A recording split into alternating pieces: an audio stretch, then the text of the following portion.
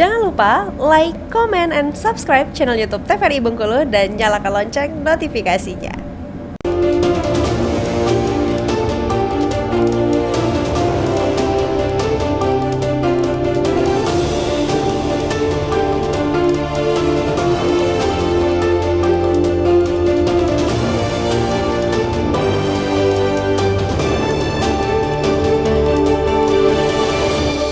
Terima kasih pemirsa TVRI Bengkulu, Anda kembali menyaksikan Berendo masih bersama saya Friko Zuhri. Dalam tema kita kali ini terkait dengan stop judi bikin rugi. Nah tadi kita membahas terkait dengan apa sih sebetulnya faktor yang menyebabkan masyarakat ini bisa terlibat gitu dalam kasus perjudian. Mungkin ada yang ditambahkan Pak Dika, silakan. Baik, secara faktor yang mempengaruhi orang judi sendiri itu yang pertama masalah finansial. Masalah finansial tapi bukan faktor utama karena memang banyak juga orang yang punya harta kekayaan yang banyak justru malah melakukan judi juga. Namun di masyarakat kita sendiri yang paling banyak kita jumpai adalah faktor finansial yang seperti dijelaskan tadi, yang mungkin lihat temannya dengan dapat keuntungan, jadi ada ketertarikan juga. Itu faktor yang pertama. Faktor yang kedua itu memang karena tidak adanya kegiatan-kegiatan positif dilakukan. Jadi tidak ada kegiatan dilakukan karena memang jadi mau ngapain sehingga judi itu menjadi pekerjaan baru bagi dia untuk mendapatkan uang. Ya, yang ketiga terus masalah ikut-ikutan. Karena lingkungannya yang teman-temannya pada main judi, mencoba untuk ikut judi, dia gabung. Ini yang faktor-faktor yang sangat berbahaya. Sehingga faktor inilah yang cenderung bikin kita menjadi ketagihan untuk melakukan judi itu sendiri. Artinya pengaruh dari lingkungan ini juga sangat besar gitu pengaruhnya gitu ya. Tadi selain dari finansial, kemudian banyak karena faktor pekerjaan dan sebagainya, apalagi faktor lingkungan. Ini berpengaruh sekali dengan mungkin lingkungan yang negatif akhirnya membawa ke arah yang lebih negatif lagi, apalagi sampai menimbulkan kecanduan dan sebagainya. Nah kalau melihat untuk kasus saat ini sebetulnya kasus judi ini lebih banyak di kalangan masyarakat yang ekonomi rendah, menengah, atau justru masyarakat yang ekonomi ke atas, ini seperti apa Pak Dika?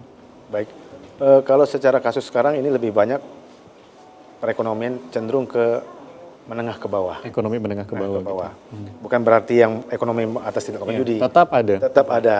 Jadi ekonomi yang bawah ini dengan harapan iming-iming dapat keuntungan tadi mungkin pertamanya memang dikasih keuntungan sehingga orang itu tertarik terus main judi, melakukan deposit atau melakukan ikut terus judi di situ. Nah, inilah muncul keinginan rasa kenikmatan, dapat keuntungan.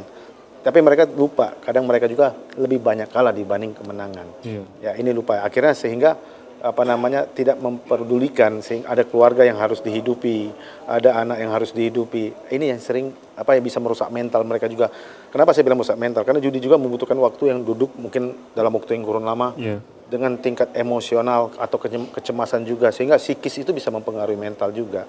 Nah ini yang sangat-sangat berbahaya ini untuk masalah judi ini. Artinya juga berpengaruh terhadap emosional gitu ya Pak? Benar. Berpengaruh sekali. Nah mungkin dari Pak Reza sendiri kalau melihat kasus di lapangan gitu, sebetulnya cenderung saat ini masyarakat ini kebanyakan melakukan judi online atau masih banyak yang melakukan secara judi yang konvensional gitu ya. Yang kita lihat ada sabung ayam atau main kartun dan sebagainya. Ini seperti apa kalau di lapangan Pak? Kalau di lapangan untuk sekarang Mas, kita lihat itu lebih banyak ke judi online. Karena dengan sarana dan media yang lebih mudah diakses. Kalau yang dulu kan kita lihat kita memerlukan namanya tempat yang tersembunyi, kelompok kalangan tertentu saja yang bisa main judi kan. Kalau sekarang semuanya. Kita sendiri pun di rumah gitu ya tetap bisa melakukan aktivitas seperti itu. Saat kegiatan malam tidak ada, ya karena kita sudah tahu caranya bagaimana untuk mengakses judi tersebut, ya tinggal melalui handphonenya mereka gitu. Artinya karena teknologi itu sendiri gitu ya, kita di era digital banyak kemudahan gitu yang bisa dilakukan oleh para pelaku judi itu sendiri. Tadi tidak mempersulit lah katakanlah kalau kita melihat mungkin pada saat itu atau mungkin dulu masih melakukan secara konvensional, tapi dengan adanya judi online ini justru banyak orang yang terlibat dalam kasus judi online itu sendiri. Nah kalau dari Kejaksaan sendiri kan tadi sudah disampaikan bahwa pemerintah saat ini juga ikut gencar gitu ya untuk melakukan dan juga memerangi dari kasus perjudian. Salah satunya juga Kejaksaan yang ikut berperan untuk memberantas kasus perjudian saat ini. Yang dilakukan atau upaya yang sudah dilakukan ini seperti apa nih? Mungkin Pak Dika. Baik, kami dari segi pusat dari Kejaksaan Agung sendiri telah membuat surat edaran secara tegas untuk jangan coba-coba ikut melakukan perjudian. Yang kedua juga kami dari jajaran, khususnya dari jajaran intelijen, itu mensosialisasikan bahaya judi. Yeah. Jadi kami lebih ke perbuatan-perbuatan represif itu dimundurkan terlebih dahulu. Kita ngambil langkah-langkah pencegahan dulu dengan cara mensosialisasikan bahwa bahaya judi, bahaya efek dari judi itu sendiri itu yang sangat-sangat yang ditekankan kepada masyarakat. Nah, apabila memang disosialisasikan memang tidak masih juga, maka kita akan mencoba memaksimalkan dari hukuman judi itu sendiri agar menjadi contoh buat yang lain yang mungkin belum tertangkap masalah judi, itu bisa melakukan pikir dengan itu penjara lama. Ini yang membuat efek jerak pada mereka stop untuk melakukan perjudian itu sendiri karena memang judi tidak ada manfaatnya sama sekali. Artinya judi ini juga bisa dipidana, Pak? Benar, bisa dipidana. Untuk hukum pidananya sendiri seperti apa kalau untuk judi ini? Baik, judi ini ada yang konvensional dan ada menjadi judi online. Saya jelaskan sedikit, judi online ini itu menggunakan secara digital, baik itu menggunakan sarana komputer atau laptop, ada waktu menggunakan handphone, itu secara digital, bisa diakses secara jaringan internet. Sedangkan konvensional itu dicarakan secara manual langsung. Bisa juga tidak langsung seperti togel.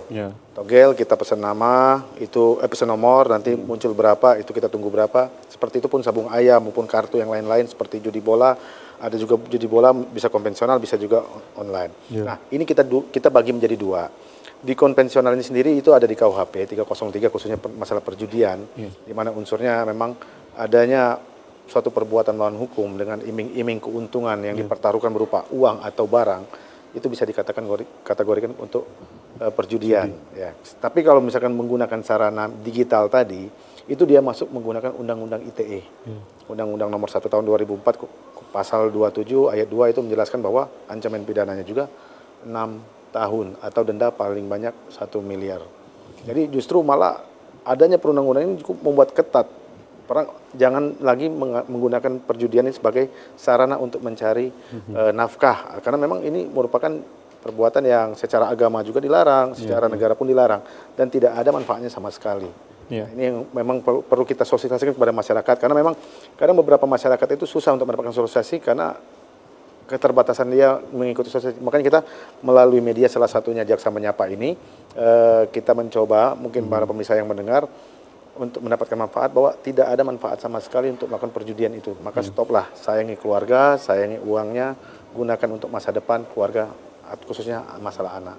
Iya, benar. Sebetulnya kalau kita bicara terkait dengan hukum, sudah ada hukum gitu ya, terkait dengan bagaimana larangan untuk melakukan kasus perjudian itu sendiri. Tapi mungkin masyarakat yang tadi mungkin akses informasinya yang kurang, maka dengan Jaksa Menyapa ini memberikan informasi kepada masyarakat, mungkin untuk bisa memberikan masyarakat ini agar teredukasi lah terkait dengan judi itu sendiri.